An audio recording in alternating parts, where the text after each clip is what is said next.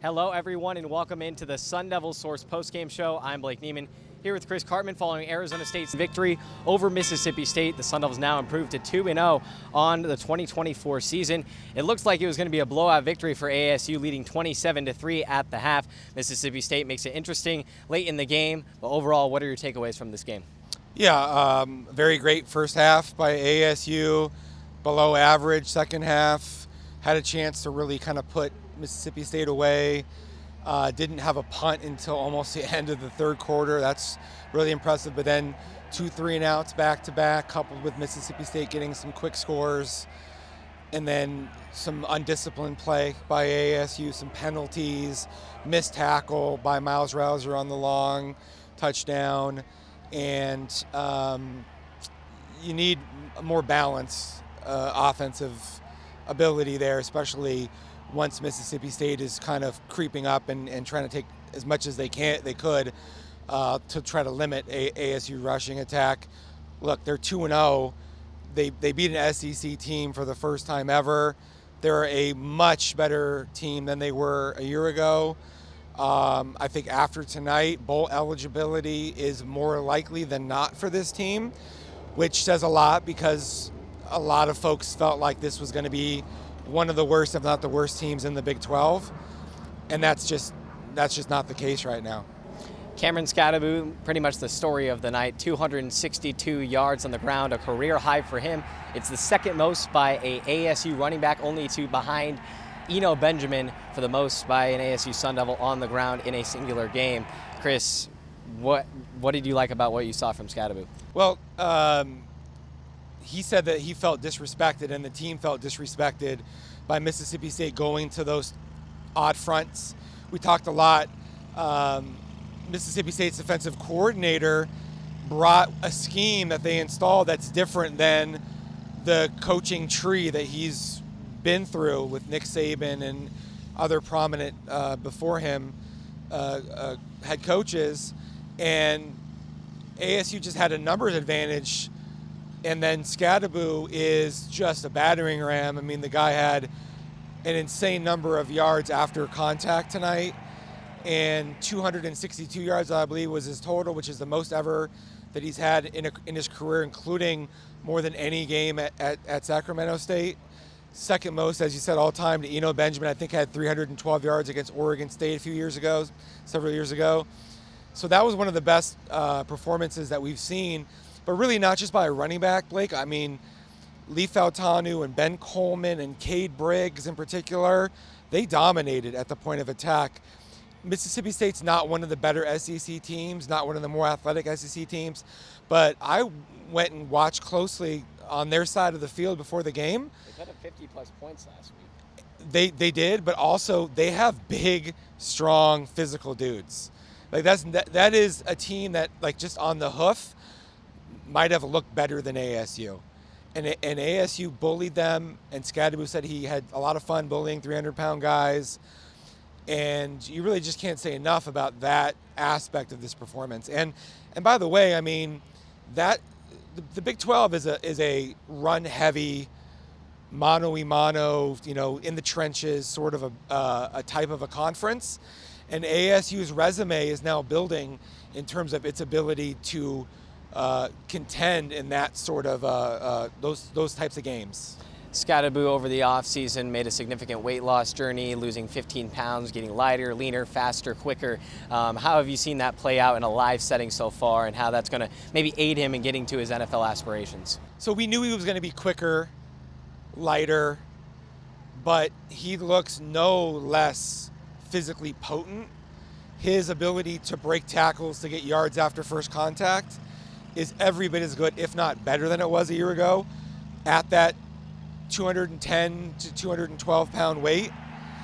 Super impressive. I mean, I tweeted early in the night that Skattebo was trying to get drafted. And I don't know if that'll happen or not, but he went from somebody that I really didn't consider to be an NFL draft candidate to now even at a position where it's very difficult to get drafted. He's going to have a lot of scouts paying close attention because that was a very impressive performance. And ASU's had success in recent years in getting running backs to the NFL level, so we'll see how it plays out the rest of the season. From the quarterback play, Sam Levitt only 69 passing yards tonight. Kenny Dillingham said he may have got him a little bit out of rhythm by wanting to keep giving Skattebo the rock, even though it was working for the offense. What are your thoughts on that? Missed on a couple of early opportunities for big plays. Again, very similar to Wyoming. He had Jordan Tyson behind the defense, overthrew him, which has sort of been his tendency. Jake Smith, like right here. Jake Smith. I thought that Jake Smith might not have seen the ball well. He certainly didn't adjust well to the ball in flight. The ball was a little bit inside of where it probably should have been, where the safety was. So that ball was not as accurate as I think it probably should have been. But if ASU had hit on just one of those, the game it probably isn't that close. And then also that would have prevented Mississippi State from continuing to try to creep up. Like, Mississippi State took away a lot of the underneath screens that worked so effectively against Wyoming, and I think that was partly because it didn't feel threatened by the vertical shots after Levitt missed on those early ones. He's going to have to get better. Kenny Dillingham was very generous to take on the blame for that. The reality is there were several throws, not just those ones. He led Tyson out of bounds on one. He didn't really throw the ball accurately. He didn't pass the ball accurately enough tonight, is the bottom line. And didn't matter because they ran the ball so well. ASU didn't turn the ball over on offense. That's big because Levitt hasn't had any turnovers through 2 games as a first-time starter, right? So that's crucial. That's a positive. But to beat better teams on the schedule, which ASU will play several, he's going to have a better performance. I will say, can't stress enough, his ability to pull the ball and scramble for first downs, either on the option plays or on the things break down and you got to go to the marker. Excellent. He had that spin move, that was great. He had another couple of runs that were very impressive. But the flip side to that is he took a lot of punishment. He got hit a lot. And in one game that might end up being okay. Over the course of a season, that can't happen with any expectation that he's not going to eventually get hurt. So you got to be very careful. And part of that is you got to connect more accurately on some of your throws. ASU's defense holding Mississippi State to just 3 points in the first half. Have another defensive touchdown, this one by C.J. Fight after the strip sack by Clayton Smith, their 3rd in the first 2 games. This defense, again, struggled with turnovers over last season, but has clearly set the tone in the first 2 games. Your thoughts on the stronghold of ASU's team? Yeah, I didn't know how much they'd blitz. Blake Shapen does a very good job of getting the ball out of his hand in a hurry. But ASU had Mississippi State behind the chain so much because of how unable it was to run in the first half. It had negative rushing yards in the first half, which led to a lot of, coupled with ASU closing down a lot of the screens on the perimeter in the first half quite well. It led to a lot of 2nd and long, 3rd and long situations where Brian Ward, ASU's coordinator, felt very comfortable bringing pressure with the coverage, man coverage behind it. And you can't really say enough about the job that Shamari Simmons, Keith Abney, Javen Robinson, and Miles Rouser, how they performed in that game was excellent for the first, through midway through the 3rd quarter into late the 3rd quarter. Then they had collectively, they took a step back. I think they got worn down. Remember, ASU didn't have Prince Dorba, Jeff Clark, Jordan Crook, LT Welch, and Tate Romney. And Mississippi State kept moving at a high pace. And Mississippi State's got tempo. What happened, though, was because ASU maintained possession of the ball for such a huge amount of the 2nd and 3rd quarters, that allowed ASU's defense, for not being as deep, to stay fresher, which then we didn't need to see.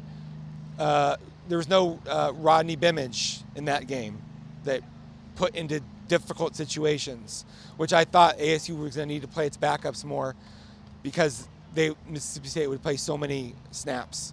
It didn't materialize. And so all those guys that we mentioned according to Dillingham after the game, are going to be back within the next couple of weeks. Some of them may be back for Texas State, some of them Texas Tech, and then the bye week for others. That's a big thing. And Raleek Brown also back in the next game, if not two, probably against Texas State. Worst case scenario, I would say Texas Tech, given where he's at with his trajectory. But defense struggled later on in the game and had some moments. But this was a very good performance by ASU's defense against a potent Mississippi State team. The area of focus for this game for ASU's defense, you talked about the corners like Javen Robinson and the other corner in Keith Abney and the other members of the secondary. Aside from that big play, 80-yard connection, playing pretty solid. But knowing that and allowing that, where does this team need to continue to grow to, limit that second half comeback? They tackled quite well against Wyoming, and then they tackled well against this team, save for that one missed play. I think it was probably like a cover 3 zone, a little bit soft. Xavier Alford was also there, and it's difficult when you get a really good athlete in space like that. I thought that the barometer for this game would be how many 30-plus yard big plays ASU gave up or touchdowns, and there was one. I said if there's one, ASU probably wins as long as it does fine in the turnover margin, won the turnover margin.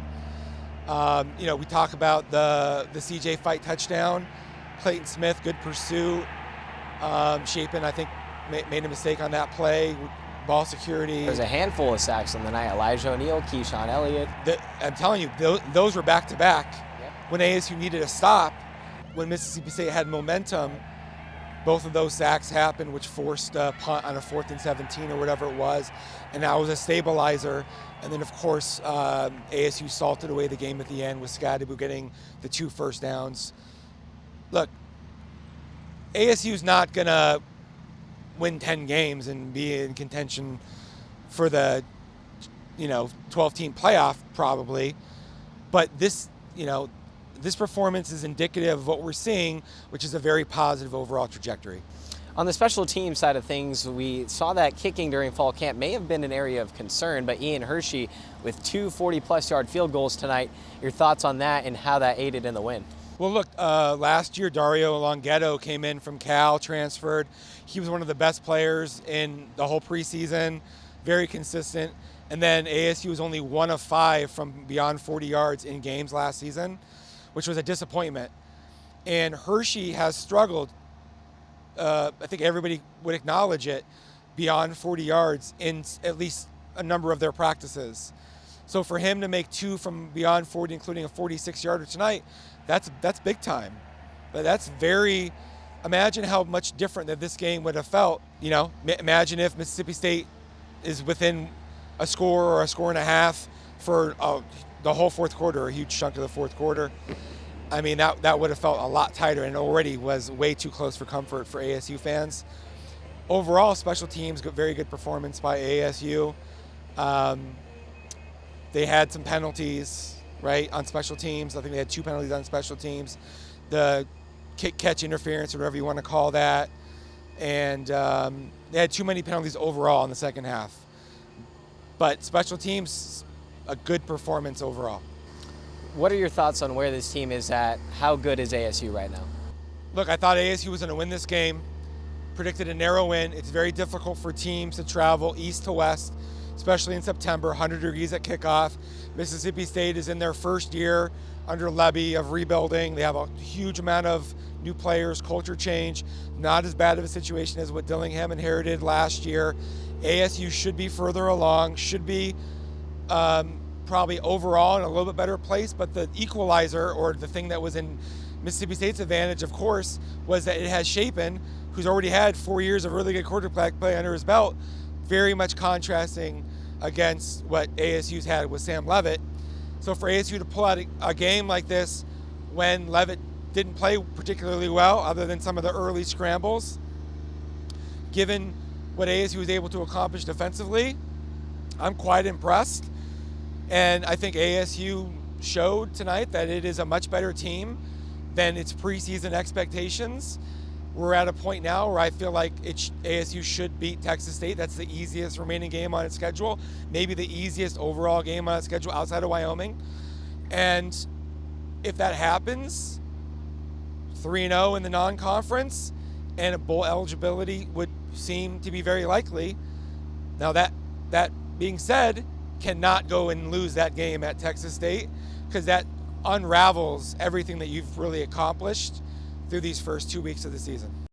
ASU 2-0 now will have a short rest week this week as they will head down on the road to take on Texas State this upcoming Thursday. But thanks so much for your insight, Chris. I'm Blake Neiman. Sun Devils win tonight, improved to 2-0 on this season here at Mountain America Stadium.